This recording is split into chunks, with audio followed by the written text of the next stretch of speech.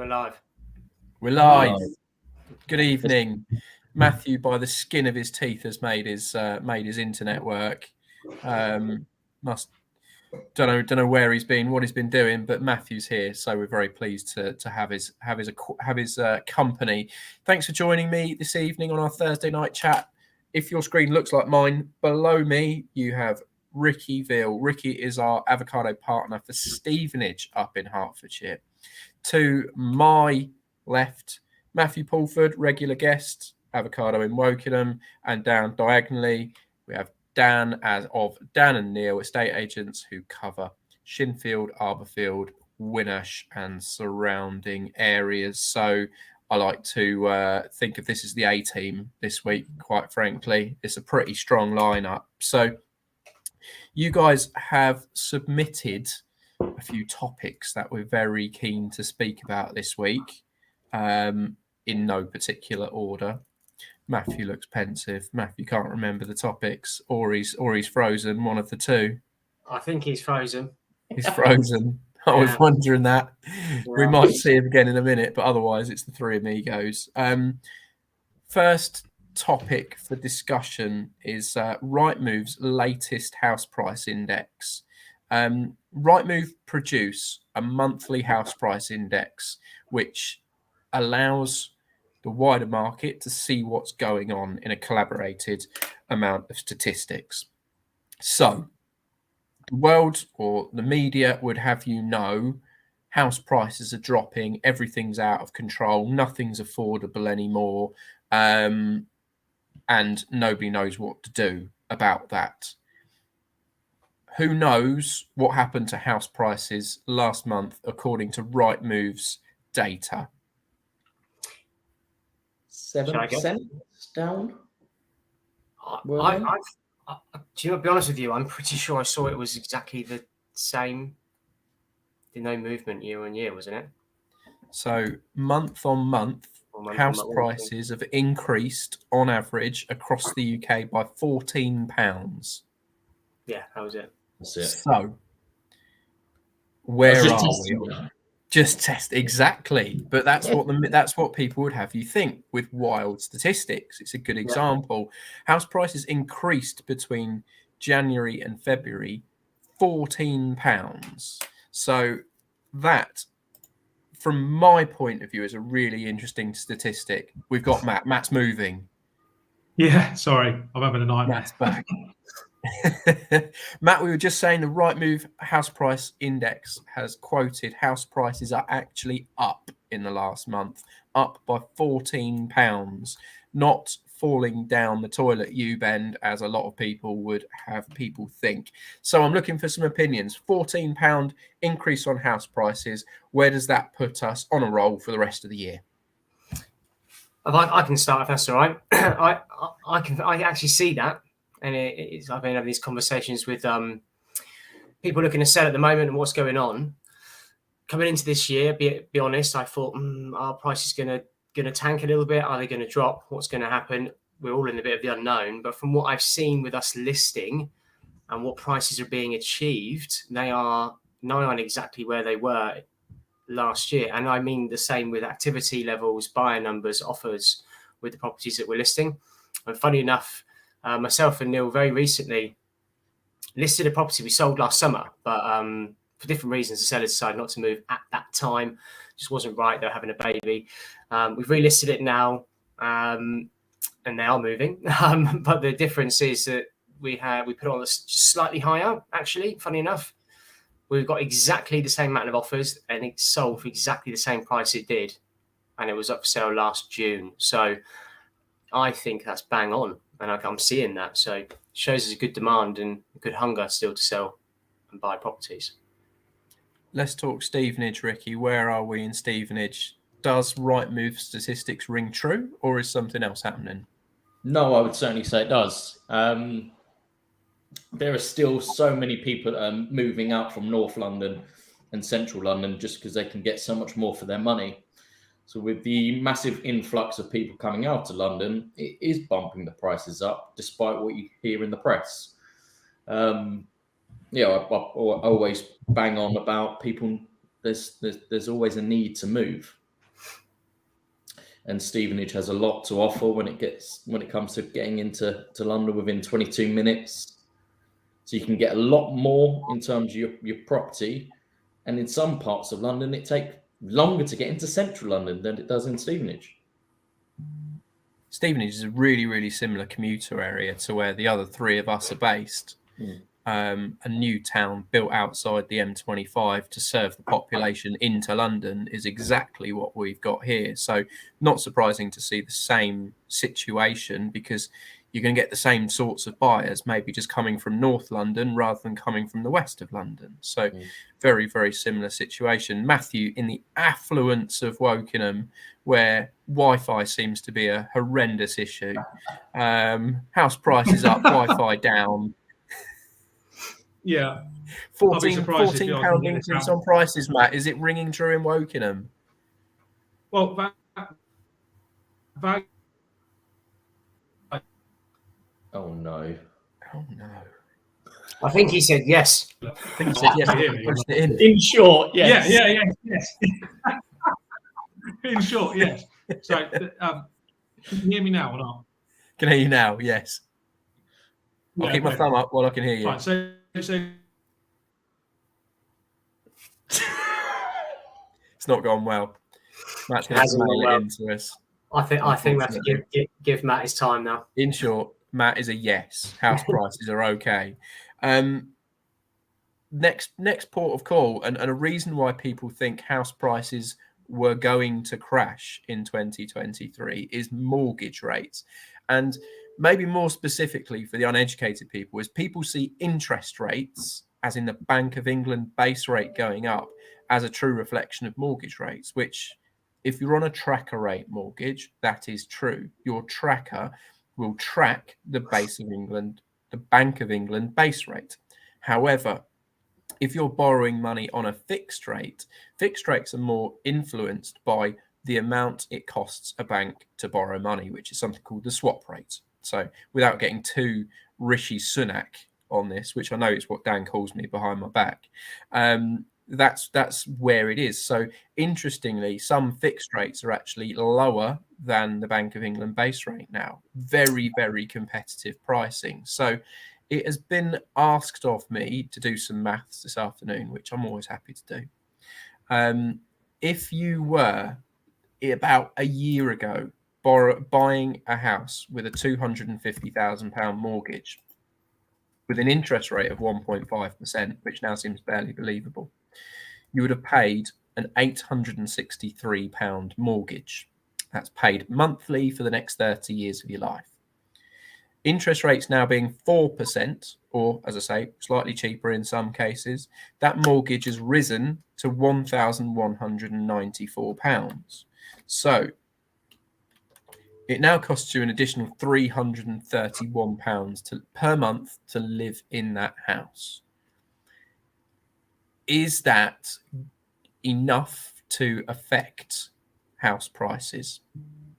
Not in my opinion. No, I agree. It clearly hasn't, has it? And why? I'll let you go first, Ricky. Yeah. Well, another stat that will probably lead on to our next subject as well is the rents have gone up as well. So the rents are up 8% year on year. So you're going to move because you need to move. But if you're moving out of a parent's property and considering the rental route, well, you're paying someone else's mortgage. Whereas if you're paying the banks a higher interest rate, at least you are chipping off month on month, year on year, some of your mortgage to eventually be able to own it and have good equity within it. Absolutely. They were repayment mortgages, yeah, not just interest only. So you're absolutely right, yeah. What about you, Dan? What's the big influencer in that? I just think there's still a demand. There's a lot of people from last year that didn't get to buy because of how competitive it was.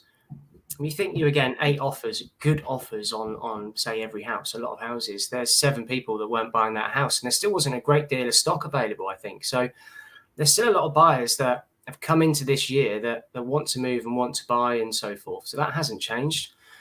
And I think the message that we're giving people, and we speak quite regularly with Dom, our mortgage advisor, and do our chats on a forget what night it is, Tuesday night. We've been saying to people that the rates you're paying now, there's no point holding off thinking you're going to get 1% again or 2% again, because it's not going to happen. Certainly not in the next two years or so. These rates we're getting now are probably going to be about as good as they're going to get. They're probably going to drop a bit. I think you get some under 4%, looking at around 3.5%. That's for the higher deposit amount, but that will start to filter into the 10% deposits, 15% deposits as well. So why wait? Because you're only going to be holding yourself back for the same rate you're going to buy in a 6 months' time. So I think people realize that, and they can understand that now it's settled, and just go ahead and do what they need to do. Yeah, absolutely. It's two really good points. As Dan said, overspill of demand from last year. And as Ricky said, Ricky and I both look at the rental market probably in the same way, as we've both been we worked in lettings and sales. Whilst it's more expensive to rent a house than it is to own it, people who rent will always want to buy. If it was vastly cheaper to rent than it is to pay a mortgage, then people might hold off. But rents being so high and only going in one direction, paying £1,100 on a mortgage compared to paying maybe 13, 14, 15 for the same property when you're renting it is a great deal. Yeah, it's an unbelievable deal because you get to own it at the end. I think that's the real thing that's been brought up from that conversation is it's still cheaper to buy than it is to rent. And I would probably personally I would probably pay a premium to own than to rent in my stage of life, where I've got a little one going to primary school, so I need to be near that area and so forth and so forth. So I need that stability. So it's really, really interesting topic. Couple of questions that have come in from guys around the areas. Are prices in our area safer with more rural areas? Doomed during COVID, that boomed, not doomed. They were boomed during COVID, like Wales, Devon, West Country, maybe coastal areas. My answer is yes, absolutely. For the simple reason that the Thames Valley and the M25, the greater M25 region, is always in a greater economic protection because of the opportunities that are around here. When one company closes, another opens. When one door closes, another opens. So people don't have to leave the area to find work or to find opportunities like they would do in maybe a small town or a rural area, as we've seen with different industries that have struggled, where you might have a one industry town. And as for coastal holiday hotspots, I mean, they've seen incredible increases over the last few years. What do we think of holiday hotspots? Are we more protected than the booming holiday hotspots? It's a difficult one to say. I think certainly from where I think again I did an open house on the weekend, property in a great little location in Lower Early in Privet Close. It's a wonderful setting, and it's great schools nearby you with every great school, and that's why everyone wanted to go for it. There's just so many people trying to buy it and going over the asking price because of where it is situated and the area we're in.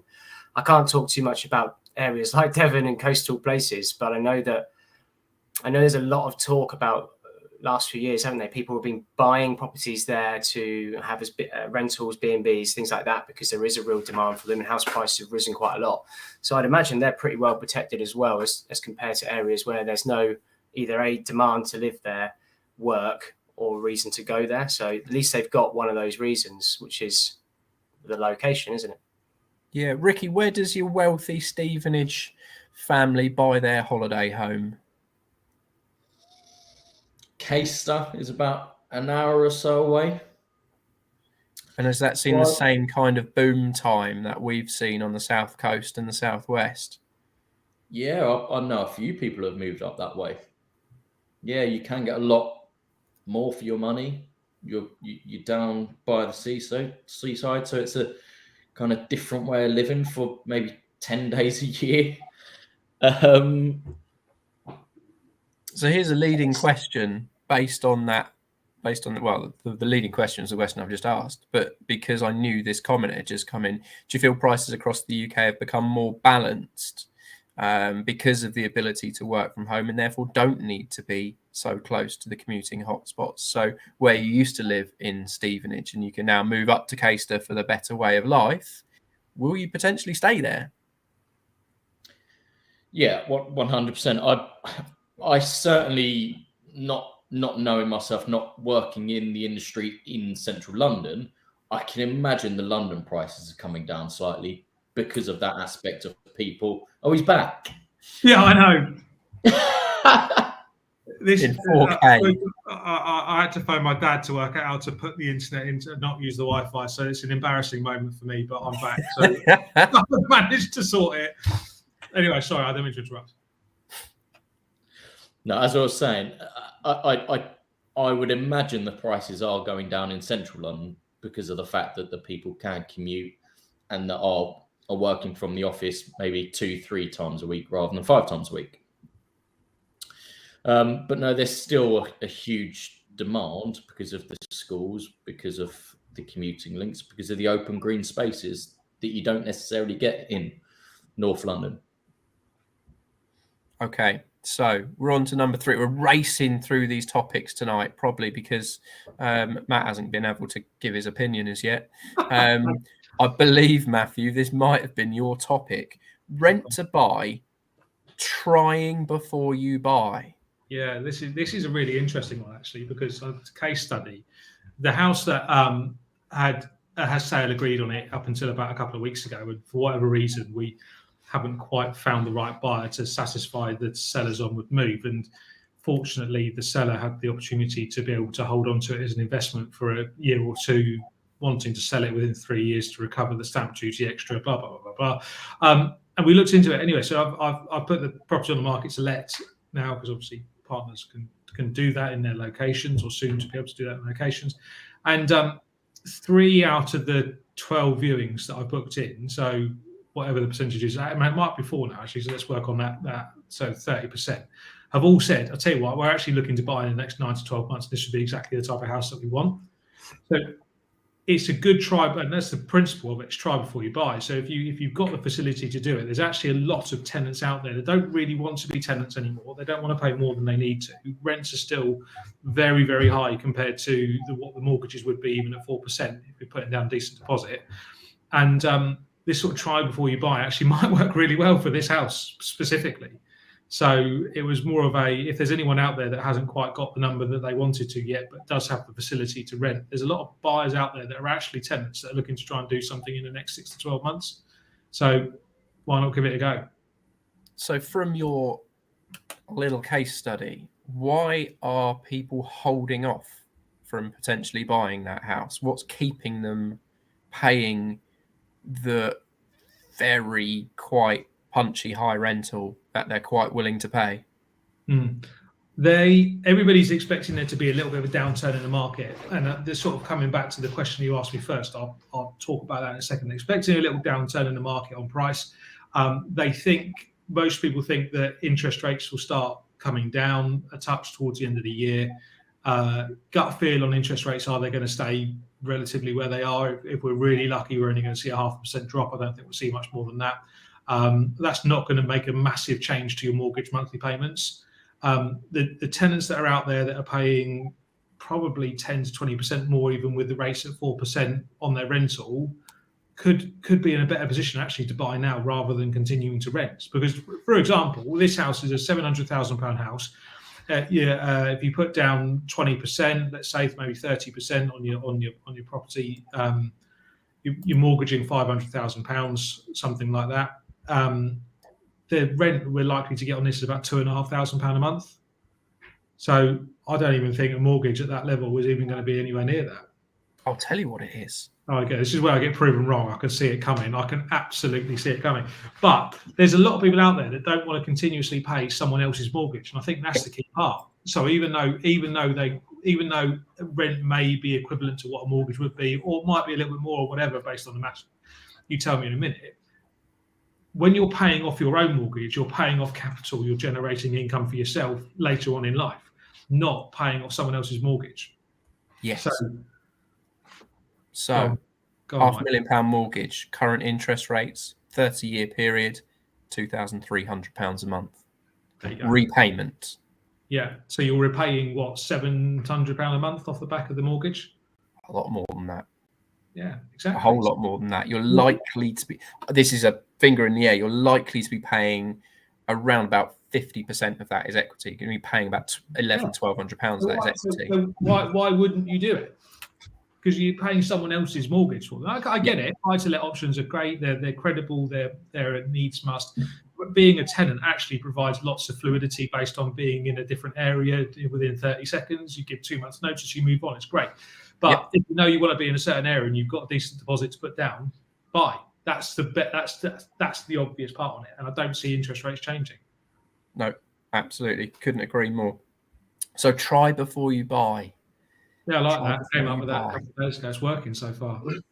Could it work? Could it work? I certainly see the benefits of renting. There's definitely the benefits of renting if you don't know where you're going to be. 100%. Yeah, and if Absolutely. you are recently with a partner, Yep.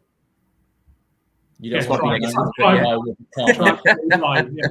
Yeah, exactly.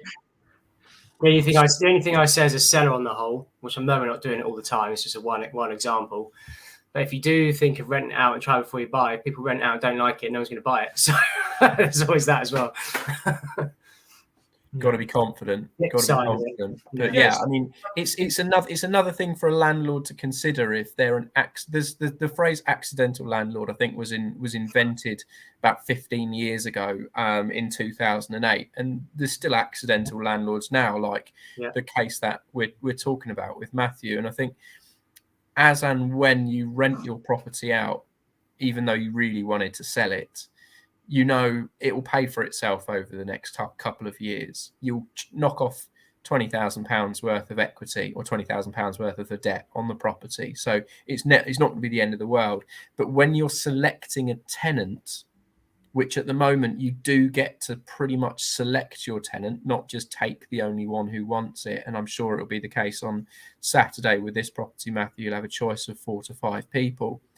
Maybe the landlord should be looking at, well, is there anybody on that list who would potentially buy the house? Because you will not get a smoother transaction than the person who already lives in the home. Because funny inquiries, I know Dan's had a little set to with someone this afternoon about potential flood risks of a house that was built 30 years ago and has never flooded.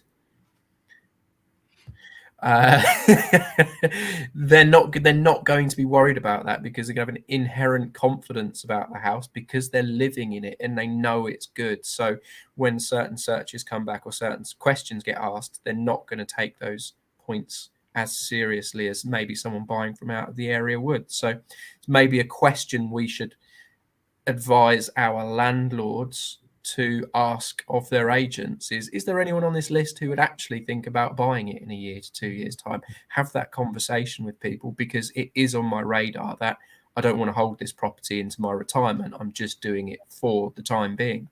Be a very, very interesting question if the landlord was to ask that of a letting agent, for sure. And I'm sure you're going to get asked that question now, Matthew, on Saturday afternoon.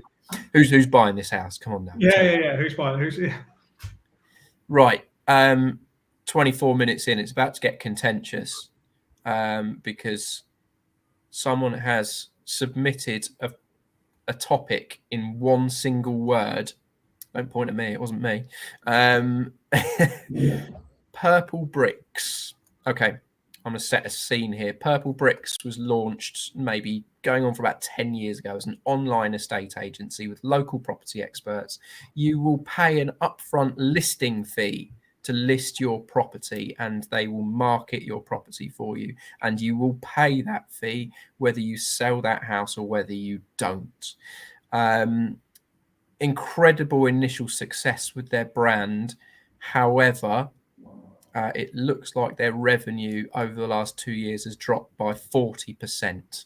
I have lots of friends and lots of colleagues, ex-colleagues in my phone book and on my Facebook who have worked for Purple Bricks, who do work for Purple Bricks. So I'm expecting some messages later. Ricky, what are we here talking about Purple Bricks for? The what you mentioned there with regards to paying up front, or if you don't pay up front, you'll need to pay anyway. They're not motivated to sell your home or your property. So they're motivated to list your property. So they chuck it online, but then you may not hear from them ever again, or they're not going to go above and beyond to check in with the solicitor to make sure that it goes through. I just think the whole business model from the outset just has never ever made sense to me. I appreciate it has to a lot of homeowners and sellers in the past, but I well and truly believe the way that we market properties, the way that we handle inquiries, the way that we conduct viewings, that difference, if we're talking Stevenage, I think the difference in fee could be £2,000, £3,000, £4,000. I well and truly believe that I could make up that difference and a lot more, and provide a better service along the way. Yeah. So why are we talking about them? Because they're up for sale. This is true. I might buy them. No, I'm all right, thanks. They're going to make they reckon they're going to make a 15 to 20 million pound loss this year. So any business that's successful doesn't make a loss, for one. And if their business model actually worked, they'd be continuing with it under their own brand, and they felt confident that it was a way of the future, they'd still continue with it, even with the loss being there. I think it's just proven that there's a market for it, certainly because it's done well for the time that it's been around, or in the good times. But I think I don't think the buyer and seller confidence is there to be able to keep investing in it, to keep it going forward. And it's all based on confidence, isn't it? Ricky touched on it earlier. We comfortably get a greater asking price based on when the property's listed with Purple Bricks versus us, because of the skills that we've got as individuals. But when a business isn't performing and it needs to sell, there are catalytic problems that don't provide support and longevity to a business model. So, which proves that they're the only ones that have done it relatively well so far, and they still failed. So it proves that the traditional model is the way that which does work, and it actually even better for us as avocado partners. The business model actually works really much better for us because we give people the service they want. So I looked on Purple Bricks' website earlier, so I'm likely to be retargeted on Facebook later.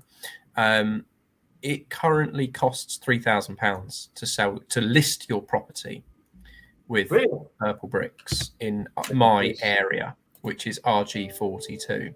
£3,000, including VAT, is their listing fee.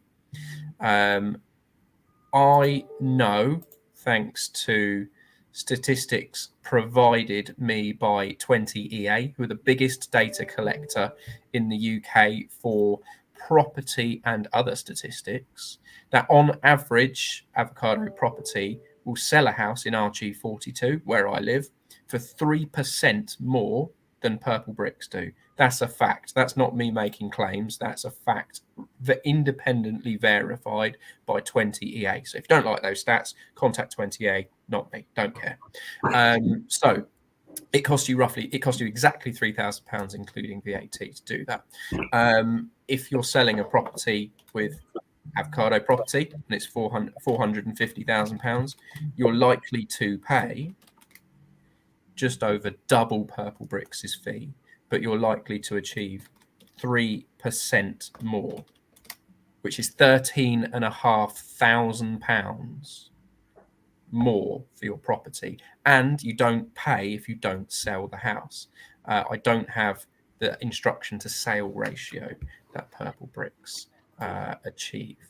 Actually, I do.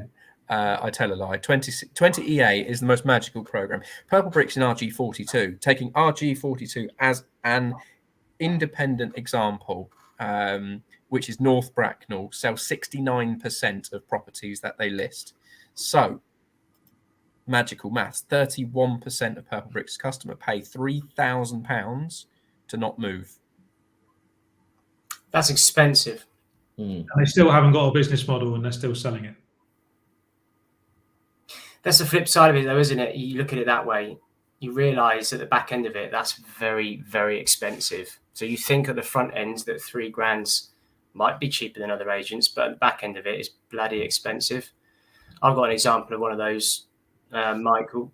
We managed to get £30,000 more the second time round that one of them had it even on the market for.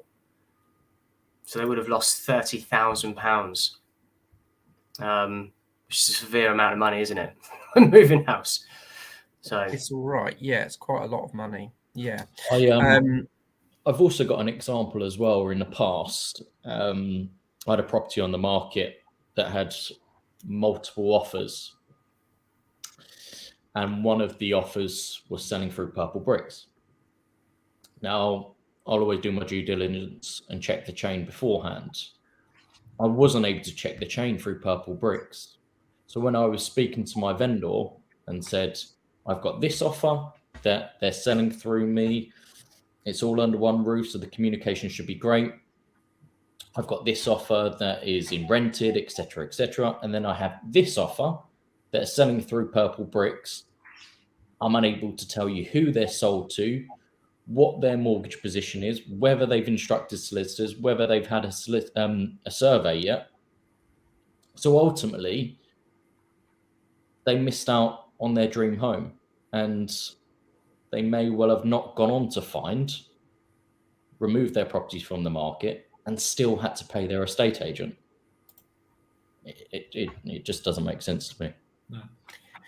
It is what it is. I think it's an option for people. I'm going to provide the balance. If you feel like you are definitely moving and you want to do that way, you can pay a fixed fee, know exactly where you are, and roll that dice effectively. Moving is always a gamble because not everybody moves. As I said, with the success of selling properties that you mark for sale in RG42, which is the stat I've got in front of me, avocado property sells 83%. So 83% of our customers pay a reasonably high fee.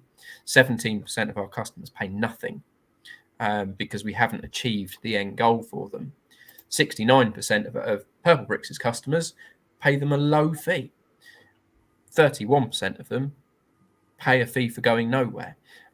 So those are the facts behind that conversation in RG42 in its pure and simple raw numbers. So if anyone is watching who is considering selling, if they want to ever have those statistics, who sells the most houses in your area, who achieves the highest prices, and who has the most success rate, because it's not about selling the most houses, it's about selling your house. We have those statistics courtesy of 20EA. It's a phenomenal tool. It is independently verified. It's not just us with a load of fluster sticking it on a leaflet that we sold the most houses in Wokingham, Bracknell, Reading or Stevenage in the last 12 months. It's about the success rate of selling a house and whether you achieve the best price in the best possible timescale to whatever the motivation is of that seller. So, gents, to wrap up, we've been through the Rightmove house price index tonight. House prices are stable according to the UK's biggest property portal. We've been through what your mortgage costs, and we know that it costs less to buy a property on a mortgage than it does to rent. So it still makes sense to own the house for a number of reasons, but including financial. We've been through rent to buy, try before you buy, Matthew's radical shake-up of the housing market. I can't wait to see how that pans out over the next. I hope it works too. And we've been through the competition, if that's what it is. What the other option this afternoon, maybe debunked a few myths, hopefully. So if you're watching this back and you're not watching live, still feel free to comment on any of our feeds. We will come back to you with as many answers to as many questions that you want to ask. But half an hour odd in, gents. Thank you for your time. It's dinner time. Good to speak. See you later. Later. See you later.